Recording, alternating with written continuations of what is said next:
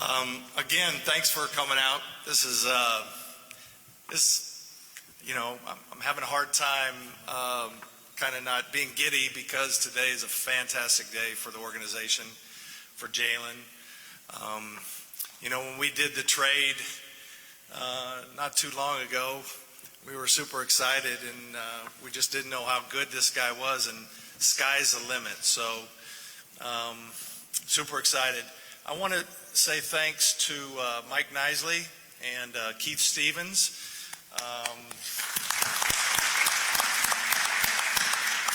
They're Jalen's representatives. Did a fantastic job, really worked hard through this whole process, and here we are today. So want to also thank a lot of people who helped in this, because it really was a team effort. There was a lot of people involved, and marketing was involved. So Todd Taylor and his group, and putting the marketing packages together, that was really awesome. I think that made a difference. We'll find out, but super thankful for those guys. And we're going to do something a little unique today, in that normally we sign the player and it's upstairs in a little room, and then today you don't really sign them. You say you sign them, but we're actually going to sign them today. So without further ado, I'd like to watch Jalen sign his contract with a special Pacers pin.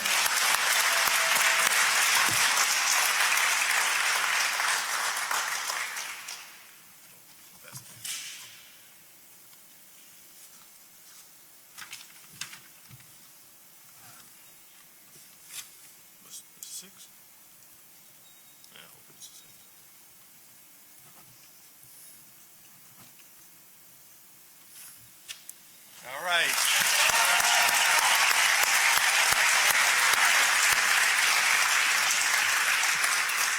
And I'll turn it over to Coach. He may want to say a few things, and then we'll do some Q&A. Yeah, just a couple of things. Again, I want to echo what Kevin said about the marketing department. Todd Taylor, and I know Kate Denton did a lot of work on some things that we didn't make super public as we were trying to disseminate information to Jalen and his family. But I think we all realized that there was just a great feeling of love coming his way. And thank all the people on social media with the different blogs and different things to try to get Jalen, to come back here. When we traded for him, it became aware pretty quickly that there were going to be, we were going to be up against some limitations to re-sign him because of some wacky rules. But in the end, he really felt at home here. I had a chance after the season to go to the Baltimore area and sit and have dinner with him, his mom Lisa, his dad Charles, and his sister Kiera, and, along with Mike. And one thing that they said, that Lisa and Charles both said about Jalen's experience with Indiana, is that they said it was great to see him smile again. And so Indiana, became a very warm place for him and his family. And and he's signed on here to be our starting power forward going forward. So it's been a while. Yeah, I think we should give that and that is a big responsibility, and they're big shoes to fill, because it's been a while since we've had kind of that really prototypical power forward type player. So I just want to congratulate Jalen again, and I guess turn it over to media. Yep, we can open it for questions. Just let us know if you need a microphone. Hey, Jalen, Bob Kravitz with The Athletic here in Indy. You were smiling. Why? What made you smile about your experience in Indiana? Pretty much any place you go and feel like you're loved, you're always going to have that joyous feel to you, and especially if you're going to your work. Nobody likes going to work not feeling love, obviously it's not no regular 9 to 5, but it's just amazing to be welcomed after being traded, and pretty much everybody just giving me that confidence boost to just go out and play my game and have fun, and feeling like I'm part of a family here it makes that feeling even more amazing. Jalen, James Boyd, Indy Star, two-parter. One, can fans officially cheer for you now because they didn't want me to say your name ever when you did anything good in the game? And then number two, you said there was going to be a lot of like late nights thinking about this. When did you know like this is where you want to continue your career? First question, yeah, fans can start cheering for me now, you know.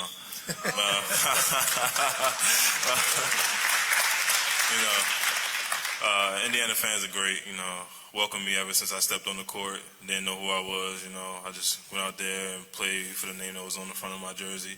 And like I said, they welcomed me. And like you said, it was a lot of late night thoughts, you know. Had a lot of offers pretty much here and there. But at the end of the day, I chose my future over instant gratification, you know. I feel as though that was the biggest part, you know. I mean, you don't want to take on such a big task such early on in your life rather than trying to work towards it and miss out on it in the future. And that was pretty much the main thing that was going through my head the whole entire time was, what do I want to do? Do I want to feed that hunger for the future, or do I want to, you know, not settle, but just take that easy route? And I felt as though that Indiana was going to help me build to the future that I wanted. Jalen, to hear your coach say that Jalen is signing to be our starting power forward, what does that make you feel, and how will that impact your work ethic and as you prepare for the upcoming season? It makes me feel, words can't even express that feeling, you know. I mean, it's not going to change my work ethic. My work ethic has always been hard, you know. That's just how I've been raised. My father, my mom, they always told me if I'm going to do something, do it to the fullest. And I mean, obviously coming into a starting role, it comes with a lot more responsibility, but I've been taught responsibility my whole life, and it's just a matter of just going out there and put on a show for the team and making sure that everybody's following each other and getting ready to go to battle with each other every night. You just mentioned choosing your future over instant gratification. As you were making that decision, how much were you thinking back to the final 20, 25 games last year, the opportunity that you got, and then ultimately your ability to succeed in that opportunity? Oh, a whole lot. I mean, like you said, getting traded in the NBA is tough. I mean, obviously it's my first time. You know, you never know what's going to happen. I could have got traded and put to the back of the bench like I was in Phoenix, you know, but Coach Carlisle gave me that opportunity to just go on the court and just to play my game, and I feel as though that was the deal breaker for me at the end of the day when I wanted to make my decision. Was he could have put me to the end of the bench, but instead he chose to give me that opportunity, and from now I ran with it. So that was one of the main reasons why I decided to come back. There were a lot of bloggers that wanted me to put him at the end of the bench for the other reasons. Jalen, again, James here, Indy Star. Thinking back to, I want to say it might have been Orlando. You get ejected, so your mom texted you. What did she text you, I guess, after this or after your decision now? How has that, you know, dynamic kind of been? And in a more serious note, what does it mean to be a part of this young core along with Tyrese Halliburton and the other guys? My mom was extremely happy for me when I decided to come back. You know, obviously after what happened in Orlando, she wasn't that same mom wasn't present. But I mean, always just knowing that she's always going to be there correcting me when I'm wrong is an amazing feeling. And just to see the excitement on her face when I told her I was coming back, it was breathtaking. And I feel as though that the young core here has a lot of potential. You know, obviously we didn't win many games last year. Well, that last 25, but we was in a lot of those games at the end of the day, and that's something that we can build on from being a team that's only been together for like maybe 2 months, and just knowing that what we could possibly accomplish with a whole season together is breathtaking. Those last 25 games, was it just a matter of getting the opportunity that you hadn't had before on a loaded Phoenix team, or did the light come on, or what? Why do you think you played so well down the stretch last year? I believe I played so well. It's just I feel as though I don't want to say it was like a burden that just lifted up. You know, just not saying I had a burden in Phoenix, but just like that feeling of like, you know, it's an opportunity that I'm gonna just run with. I'm gonna take it. I'm gonna make sure that I play to my fullest, play hard, and whatever happens, happens. And only I can control what I can control. So that was pretty much the main thing that was running through my mind those last couple games. One other thing that I think is important to point out here, having Tyrese Halliburton here is another reason that he plays so well down the stretch of the season. And having Halliburton, McConnell, and now Nembhard, we have three really terrific facilitating pass-first point guards. And I think probably went a little bit into Jalen's long-term thinking. Is he going to be playing with some guys that can get him the ball in the right places offensively? So again, I think the trade for Tyrese, this is another trickle-down effect of that. You've talked about this being a business, understanding the business side of it, but what does it mean to feel wanted by a franchise? Your contract situation was unique because it rarely ever happens. So how does it feel to know that you wanted this to be your home and it is your home? It felt amazing. I felt the love ever since I first stepped into the practice facility that early morning. Well, not early morning, but in the afternoon type thing. But they welcomed me since I came here, and like I said, you don't never want to be in a place where you're not wanted. And I feel as though that love was just adamant here, and pretty much everybody was encouraging me, man, wanted to see me do good here. So I felt as though that, like I said, that was a deal breaker in the end. It's basically a family here, Everybody is close with each other. Everybody jokes around with each other, and I feel as though that's what helped build towards championships and towards championship cultures. Once a team likes each other and feeling that bonding with each other, that's when amazing things can happen. Everybody good? Hey, Bob, hold on. I got you. No, it's right here. I mean, you did have that interesting contract situation. Do you feel like you took less to stay because this is such a good situation? Or, how do you think that works out for you? At the end of the day, it wasn't about money. I'm gonna make money regardless of my NBA career. It's just a matter of not being cocky. I just wanted to let y'all know that. But it's like I said, choosing my future over instant gratification was the main focus, and I feel as though that I made the best decision possible. I made it somewhere I can grow, somewhere I know the system, somewhere I know the coaches and the surrounding areas around it. So I feel as though that's what's going to help build towards that end goal. In what ways can you grow your game to become a really good starting power forward in this league? I can go it a lot, especially on the defensive end. That was one thing I was trying to improve on these last couple games, was just guard on the perimeter and being able to switch 1 through 5, and then, I feel as though that's what's going to keep you on the court at the end of the day is defense. Everybody can score in the NBA. It's just a matter of how you fare on the other end, and I feel as though that's where I can make the biggest jump. Kevin, if I can ask you a question. Were you a little bit surprised? Because usually guys just take the best offer and off they go. Given the limitations that you had, were you a little surprised, overjoyed? What was your emotion? Well, I think he's being very humble. I think there were many, many teams after him, and we were competing with many, many teams, and quite frankly, could have been a lot higher than what we could offer, and we knew that. Was I surprised?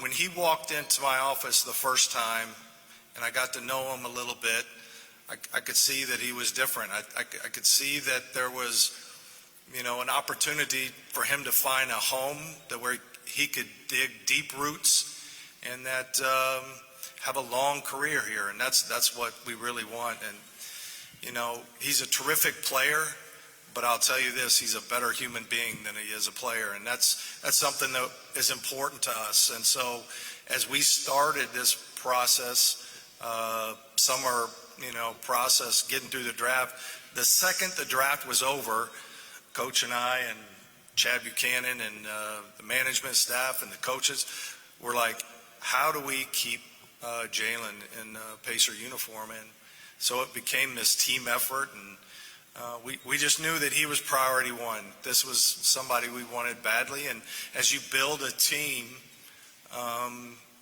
you want to get players in the right position, you want them sort of on the same timeline, and then you just want to let them grow. And we're in this great position that, it's about growth and development, and he is right at that curve, and I think his game will really take a notch up, and I think he's got as much growth as anybody. So we're excited and, thankful more than anything.